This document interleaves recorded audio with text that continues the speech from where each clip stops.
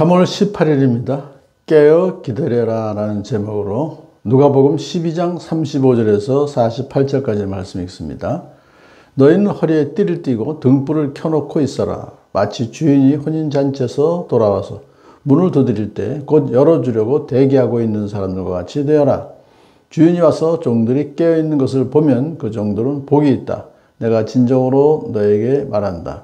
그 주인이 허리를 동이고 그들을 식탁에 앉히고 곁에 와서 시중을 들을 것이다. 주인이 밤중에나 새벽에 오더라도 종들이 깨어있는 것을 보면 그 종들은 복이 있다. 너희는 이것을 알아라. 집주인이 언제 도둑이 들지 않았더라면 그는 도둑이 그 집을 뚫고 들어오도록 내버려 두지 않았을 것이다. 그러므로 너희도 준비하고 있어라. 생각하지도 않은 때에 인자가 올 것이기 때문이다. 베드로가 말하였다. 주님, 이 비유를 우리에게 말씀하시는 것입니까? 또는 모든 사람에게도 말씀하시는 것입니까? 주님께서 말씀하셨다. 누가 신실하고 슬기로운 청직이겠느냐? 주인이 그에게 자기 종들을 맡기고 제때에 양식을 내주라고 시키면 그는 어떻게 해야 하겠느냐?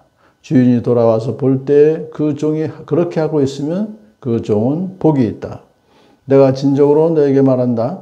주인은 자기의 모든 재산을 그에게 맡길 것이다. 그러나 그 종이 마음속으로 주인이 더디 오리라고 생각하여 남녀 종들을 때리며 먹고 마시고 취하여 있으면 그가 예상하지 않은 날, 그가 알지 못하는 시각에 그 주인이 와서 그 종을 몹시 때리고 신실하지 않은 자들이 받을 벌을 내릴 것이다. 주인의 뜻을 알고도 준비하지도 않고 그 뜻대로 행하지도 않은 종은 많이 맞을 것이다. 그러나 알지 못하고 매맞을 일을 한 종은 적게 맞을 것이다. 많이 받은 사람에게는 많은 것을 요구하고 많이 맡긴 사람에게는 많은 것을 요구한다. 아멘.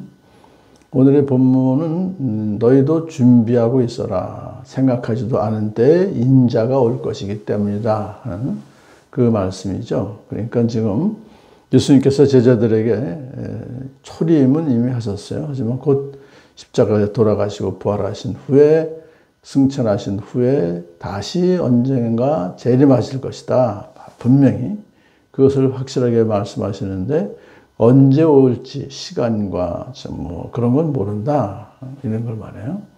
자, 그렇기 때문에 이제 여기서 신실하고 슬기로운 청지기는 반드시 주인이 오신다는 것을 그건 분명히 그건 알고 있고 그것을 준비하는 그런 것을 이제 말하는데 예수님께서 이제 제자들에게 너희는 허리에 띠를 띠고 등불을 켜놓고 있어라 라고 명령을 하시죠.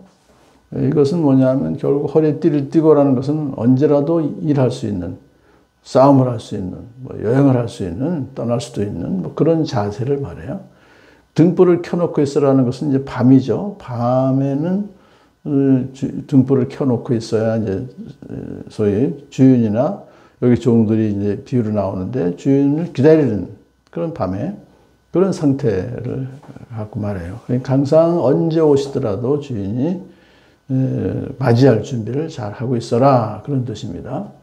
그래서 이제 그 비유를 말하는 것이 주인이 혼인잔치에서 돌아와서 문을 두드릴 때에 곧 열어주려고 대기하고 있는 사람들과 같이 되어라. 그러니까요.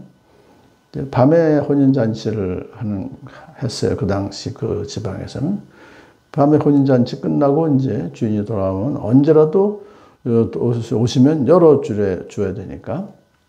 그런데 그 주인이 와서 그들이 깨어있는 것을 보면은 복이 있다는 거예요. 그런데 왜 복이 있냐 하니까 오히려 종들이 주인을 위해서 봉사 헌신하는 게 아니고 일하는 게 아니라 주인이 허리를 동이고 그들을 식탁에 앉히고 곁에 와서 시중들 것이다. 이거는 보통 일반적인 집에서는 있을 수가 없는 일이죠. 이것은 그렇기 때문에 비유기 때문에 이것은 그 주인은 누구예요? 예수님이에요. 예수님이 다시 재림하실 때 심판주로 막 위엄을 갖추시고 그렇게 하시는 것이 아니라 오히려 종들이 깨어있는 것을 보면 종들은 크리스찬들이니까요.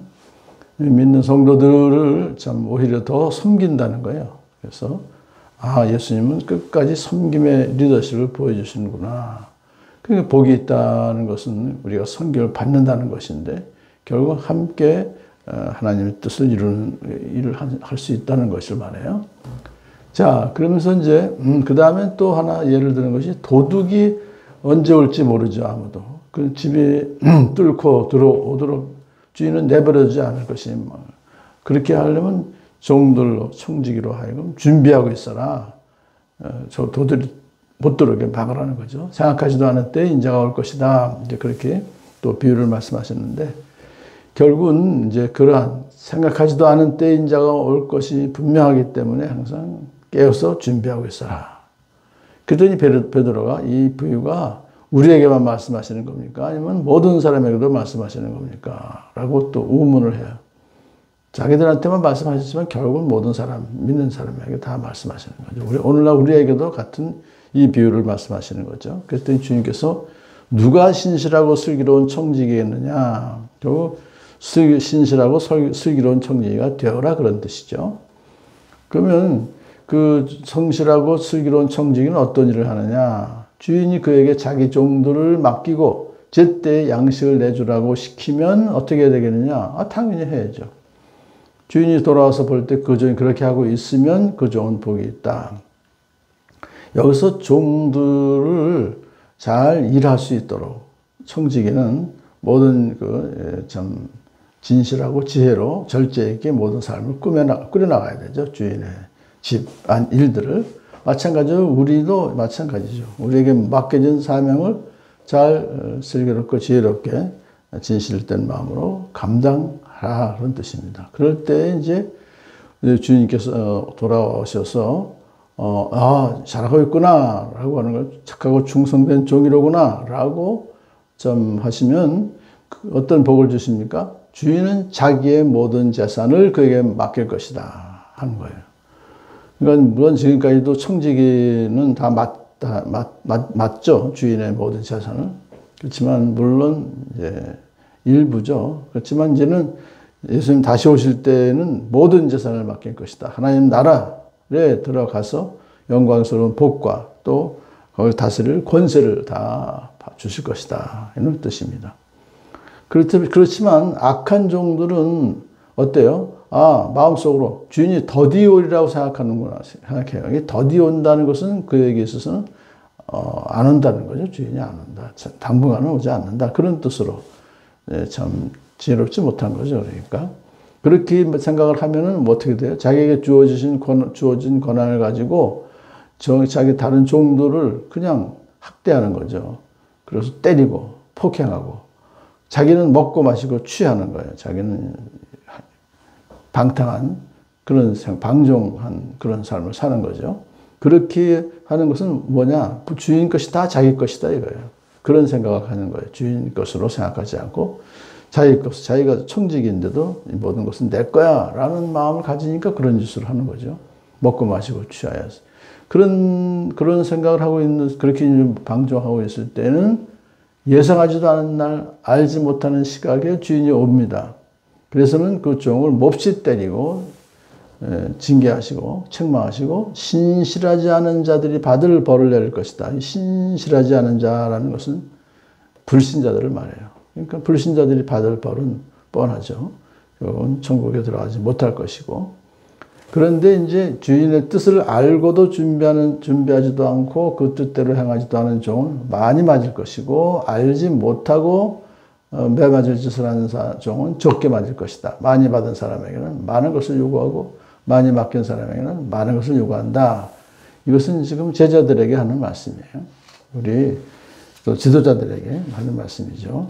그러니까 더 많은 은사를 받고 많은 그러한 참 책임을 맡은 자는 더 많이 맞을 것이다. 많이 요구하신다 하는 것이죠. 그렇기 때문에 우리가 더욱더 참 많은 책임을 맡은 우리가 하나님께서 신실하고 슬기로운 청지기답게 살아가야 될 것을 오늘도 우리에게 주시고 계십니다.